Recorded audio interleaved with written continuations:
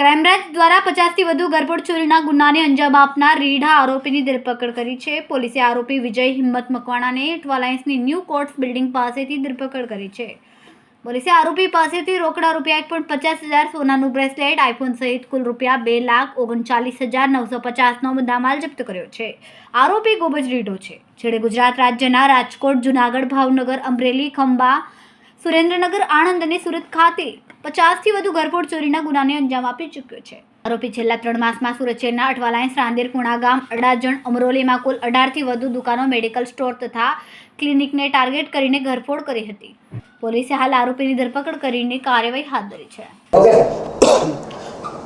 Surat crime branch દ્વારા અનડિટેક્ટ ગુનાઓ શોધી કાઢવા માટે સતત પ્રયત્નશીલ હતા. એ દરમિયાનમાં ક્રાઇમ બ્રાન્ચના police inspector SN Parmar, PSI KH કુવાર તથા PSI MD મહેડાને એક બાતમી મળી હતી કે એક ગરફોડના ગુનાઓમાં સંડોવાયેલ વિજય ઉર્ફે કાદર, સન ઓફ હિંમતભાઈ મકવાણા, આ મૂળ ભાવનગરનો રહેવાસી છે અને આમ ઓરિજિનલ અમરેલીનો છે.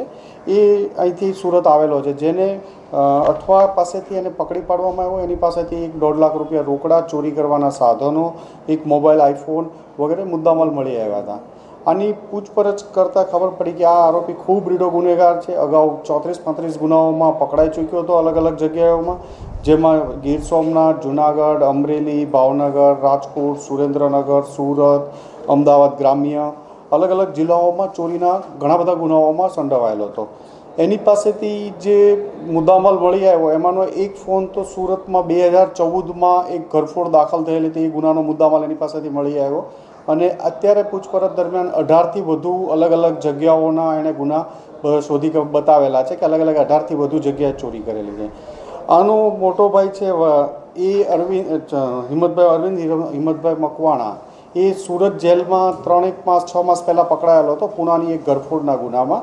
એને મળવા માટે જેલમાં આવતો હતો અને એ દરમિયાન એણે અહીંયા સુરતમાં ચાલુ કર્યું હતું ચોરી ગરફોડ કરવાનું.